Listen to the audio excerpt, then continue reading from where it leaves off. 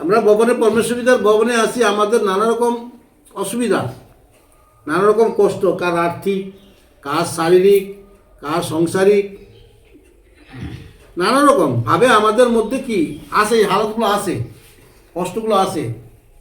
আর সেই কষ্টগুলো থেকে উদ্ধার পাওয়ার জন্য পরমেশ্বর পিতা তার মনোনীত করে তার সন্তান থেকে ঈশ্বর ভবনে আনেন, তার ভবনে। কারণ একমাত্র ভবনে এলে পরমেশ্বর পিতার বাক্যের দ্বারা সে পরিত্রাণ পাবে। সেই জন্য পরমেশ্বর পিতা সেই ভবন করেছেন, যেখানে তার বাক্য প্রচার করা হবে, যে বাক্যের দ্বারা তার সন্তানরা পরিত্রাণ পাবে।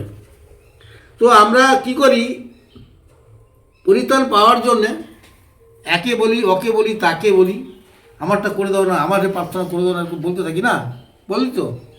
কিন্তু ঈশ্বর কোথায় আছেন? ঈশ্বর তো আমাদের সঙ্গে আছেন। ঈশ্বর যাত্রা পুস্তকে কোথায় আছে? ইনমাইল, কে জন্ম করলো না? ইনমাইল। ইনমাইল কথা হলো ঈশ্বর আমাদের সঙ্গে আছে।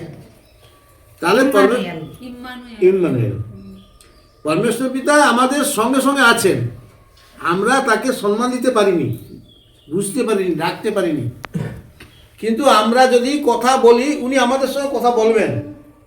তার জন্য আমাদেরকে কী করতে হবে না, মন সরল করতে হবে। আগে মনটাকে সরল করতে হবে, আজ্ঞাগুলো পালন করতে হবে, আর ব্যবস্থা অনুসারে চলতে হবে।